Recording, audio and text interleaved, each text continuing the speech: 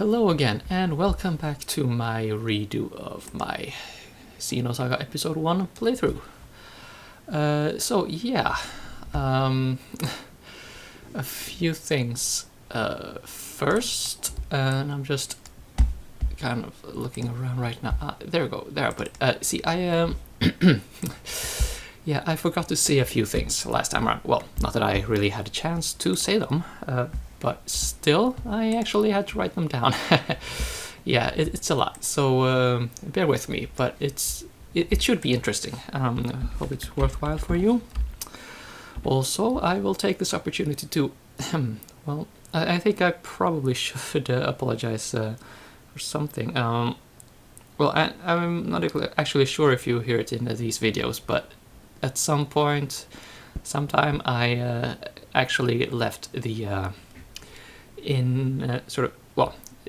speaker, the sound output from the capture software on, and in some videos that apparently gave a sort of echo effect because of the delay between what I record and what is then output through the capture software.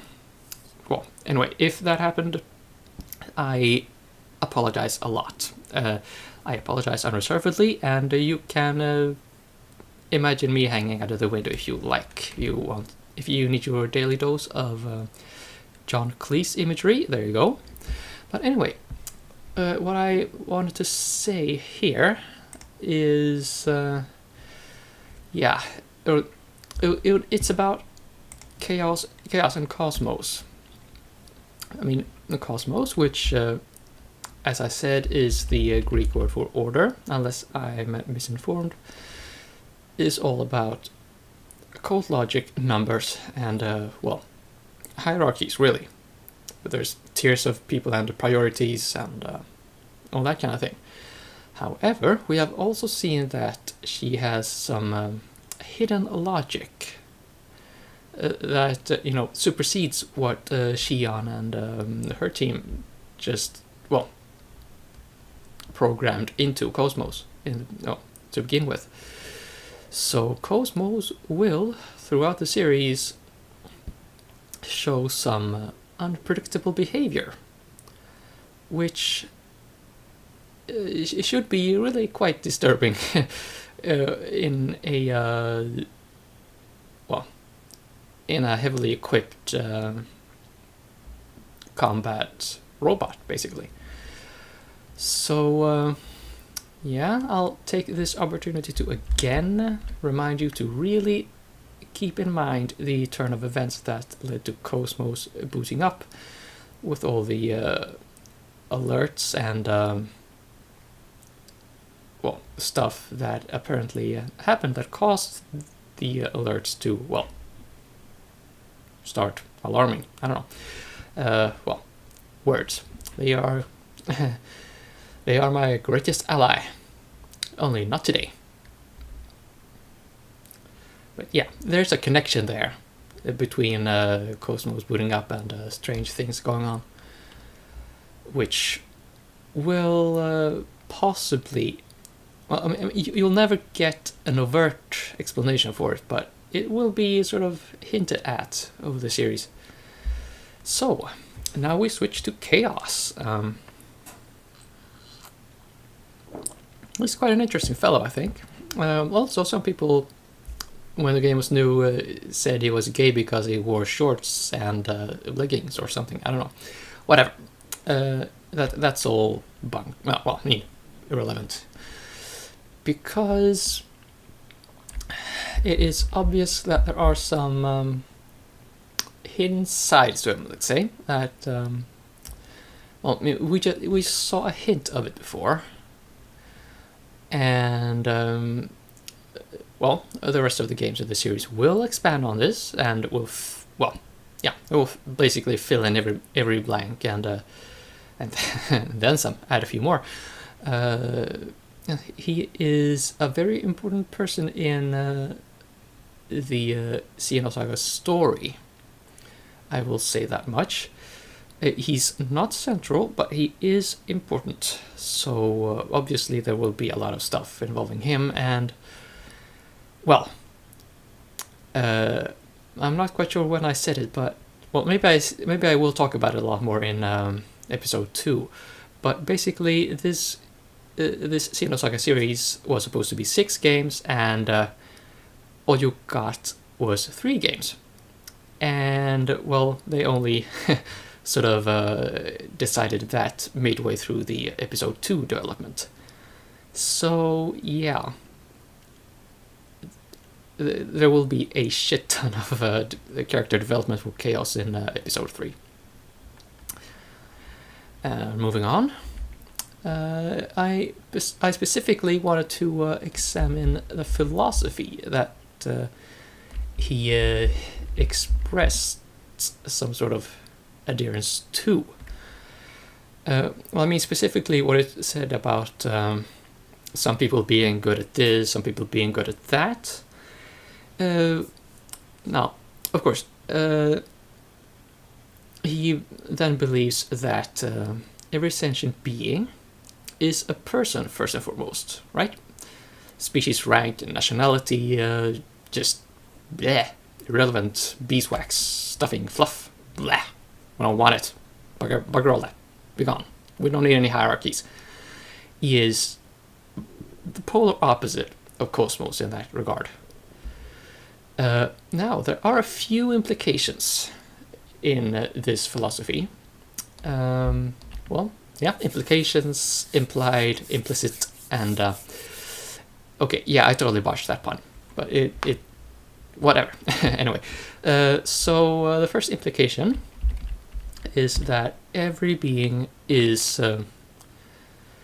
well, every person is an equal entity, or specific to Chaos's philosophy here is that we are all equally special.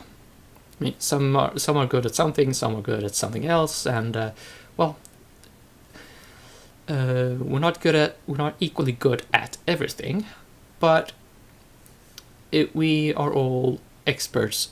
Well, I mean, we are all uniquely suited to our place in the great big everything. And that does not mean that any one person is more important than the next person. It might be a bit of a big idea here, but yeah, just sleep on it for a week or so, and yeah, well, trust me, it's a huge thought, really.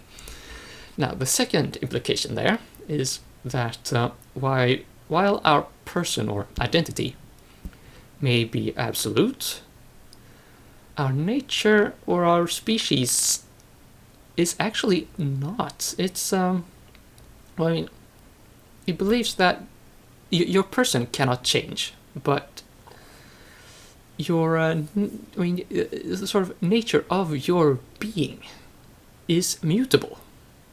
Okay? Does that sound messy? I mean, absolutely. Okay, yeah, I admit this is all my personal speculation and interpretation, but I mean, prove me wrong, please. Just go ahead. I dare you, or something. I mean, well, I welcome it, is what I'm saying. So, now, why would I emphasize this, and why would I emphasize that now? Well, throughout the series, things will happen that challenge Cosmos and Chaos' original attitudes, philosophies that they explain here at the beginning of the game. And as far as I remember, of course, I still might be wrong there, so, you know, if I'm wrong, just please shout out. But I postulate that Chaos's and Cosmos's positions and their philosophies will change.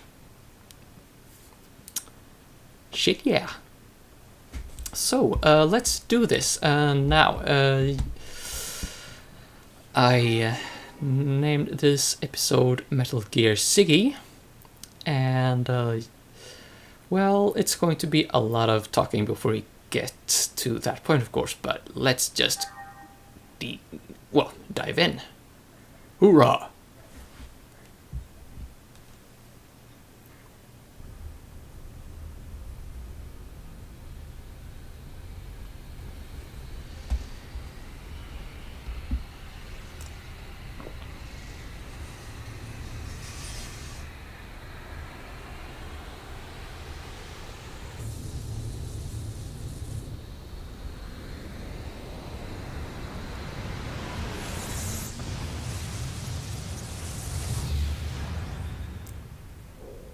Yeah, that's not a good thing right there.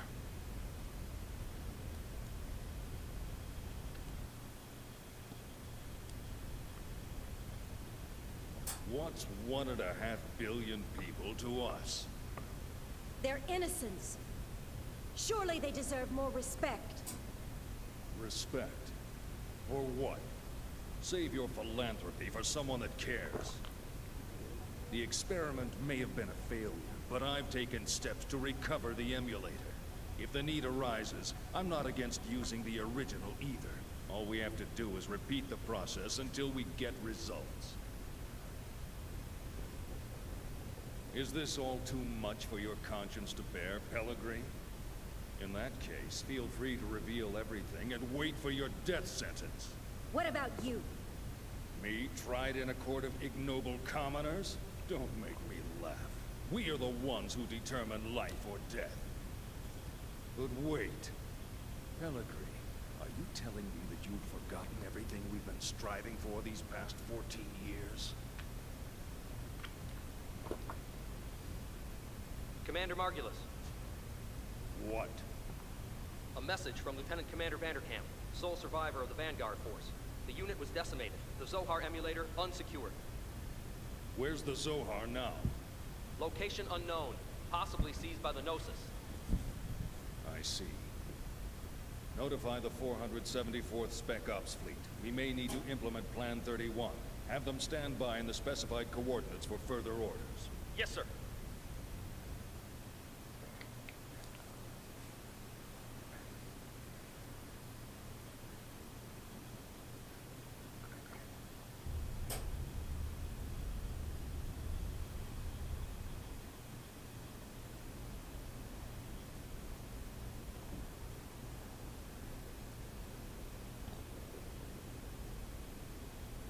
So, what can you tell us about this man? He was a Special Forces agent with the Federation Police, a counter-terrorism specialist. Of course, that was over 100 years ago. Now he's a cyborg working freelance missions. A cyborg? How anachronistic. He's a relic from the days when they reanimated the dead. They didn't have disposable realities like we do now. Well, he's certainly got quite a resume. Rumor has it, he deliberately seeks out missions with low odds of success. Is he insane, or just fascinated with death? Well, he's been given a clean bill of mental health. It doesn't look like he does it for the killing. Advances in science have placed thousands of drugs on our shelves. And yet, we still let psychiatrists wield their influence over us. They use these assessments to validate their existence. I don't believe them one bit. Well, he's got an extremely high success rate. I think he'll be fine. Sir, he's here. Show him in.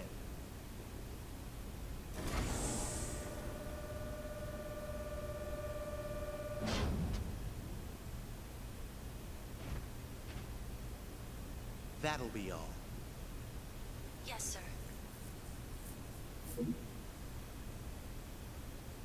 Ziggurat 8, isn't it?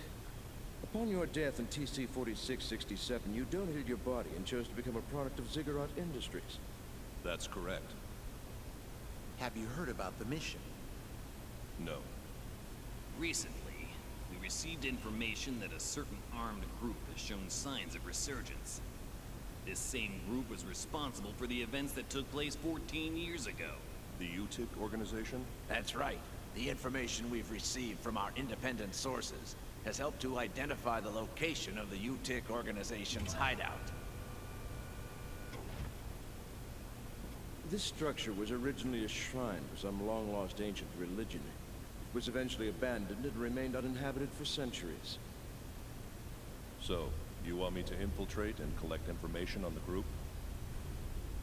If that was all we needed, we would have left it to our intelligence agency. Actually, to put it simply, we need you to rescue someone and return her to her rightful place. And technically, she's not human. Just tell me what I need to know.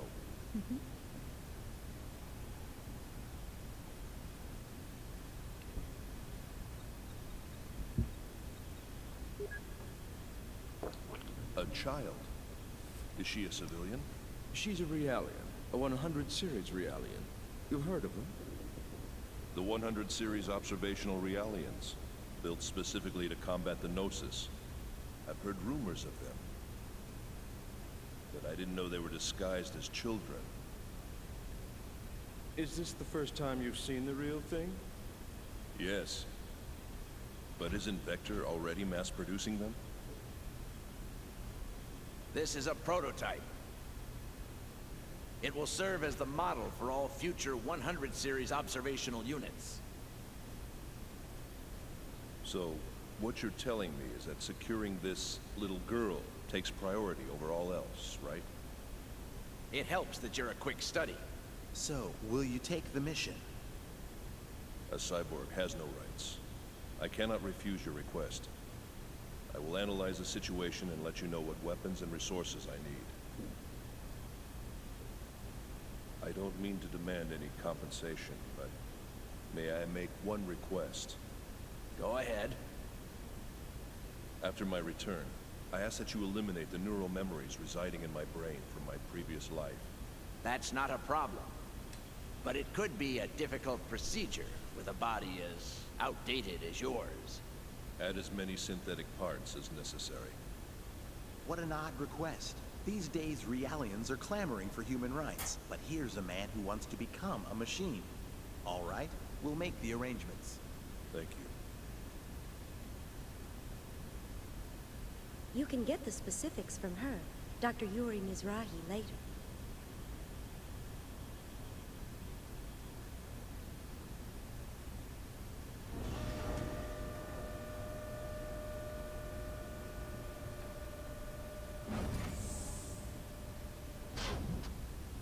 Well, well. He didn't die in the line of duty. It says here he committed suicide. One shot in the head from his beloved pistol. Did you say suicide? Can we entrust the 100 series to that man? What if his self-destructive tendencies arise? Not to worry. He's been equipped with a safety mechanism which prevents him from hurting himself or abandoning his mission.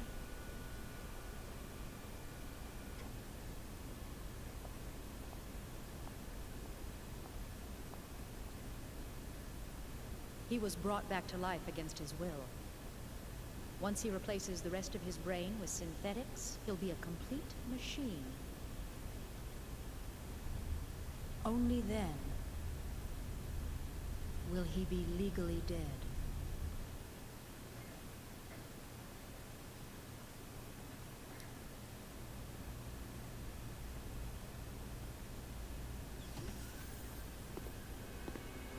How are you feeling, 100 series Realian? Is the food here unsatisfactory? Even Realians require nourishment, you know. Are the Federation's 100 series Realians so ill-mannered that they don't even reply to simple questions? I don't like that name. Well, my goodness, pardon me. And what would you like to be called, Miss 100 series Realian? I don't like strangers to be calling me by my name. Where are you planning on taking me? That, I'm afraid, is not for you to know. What will happen to me? You're going to help us out. Machines like you exist to be used. What happens to you after that, God only knows. Assuming you people even have a god, that is. All I can really do is seek out and find the Gnosis. I can't help you with anything. That may be true, But this part of you is a little different. We'd like to have a word with the man you have hidden inside of you. In any case, you'd best be keeping yourself alive as long as possible. He will be arriving soon.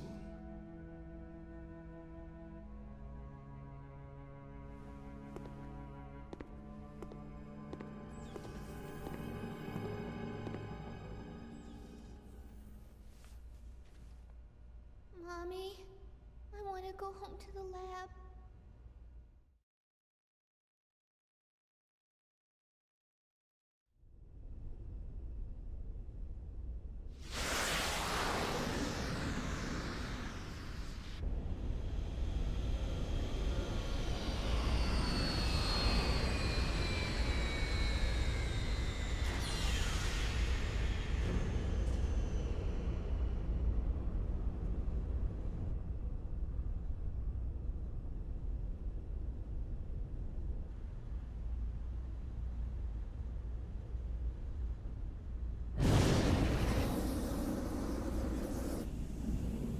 Oh, see that green outline?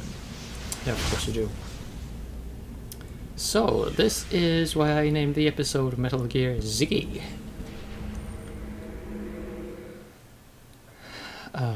Why I chose to call him Ziggy specifically? Well, we'll get to that. Yeah, well, obviously there were a lot of things happening in the previous cutscenes. Yeah, did I ever mention that this game has a lot of cutscenes, by the way? Oh, sorry.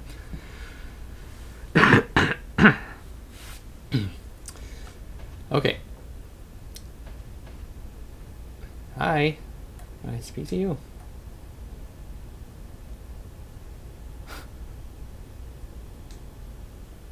Oh, really? How convenient. Let me just take the opportunity to save. I mean, you never know. Oh, yes, please. There will be lots of other save. Well, okay, some other save points throughout the area. Yeah, I need to wiggle my left analog stick a bit. Now, this Plan 31 that they mentioned. Oh yeah, I can destroy things, so don't mind me. I'm just blasting things to bits. What's that in there? Huh. Well, either way, the Plan 31 that Margulis mentioned. Oh, come on, did I trigger another cutscene? Oh shit, I did.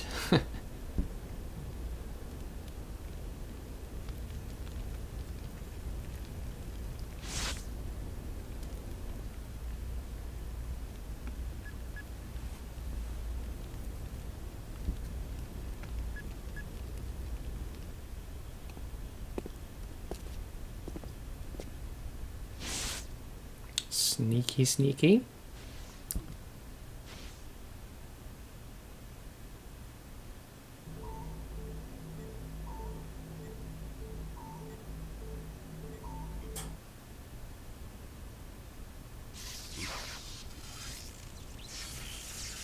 Damn it. Well, that sucks.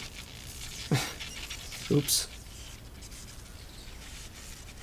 I see. Flashback. So that 100 series Realian is encoded with extensive amounts of research data left behind by the founder of UTIC? Yes. It's data that could affect the entire fate of mankind. What is the founder's involvement? The founder of UTIC was the same man who advocated the creation of that child, the 100 series observational unit, Joachim Mizrahi. A madman who lost his humanity by immersing himself in science. You look as if you have something to say. Yes, you guessed correctly. He is my ex-husband. Do you want to know what it was like being married to a murderer? No. In any case, It's certain that the organization is frantically trying to get its hands on that data. I'm afraid we don't have much time to spare. Understood. I'll be leaving tomorrow at 0600 hours. Our hopes rest on you. There's one thing I'd like to clarify. Yes? My instructions are to take the Realian to the Milshan star system. Yet she's registered with the government as your daughter. Why is it that you don't want me to bring her back here? We're currently carrying out an operation based in the area between Milsha and Nictum. An operation vital to the human race. That's why I'm sending her there. That's all I can say right now. Besides, this way, I won't have to see her either.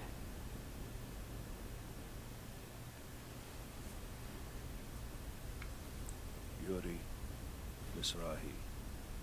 What a strange woman. Okay, that is it. I swear I'm not moving one more step before I get all these explanations done. Okay, so Planet 31. Obviously, that Mr. Scary guy, well, he has a lot of plans.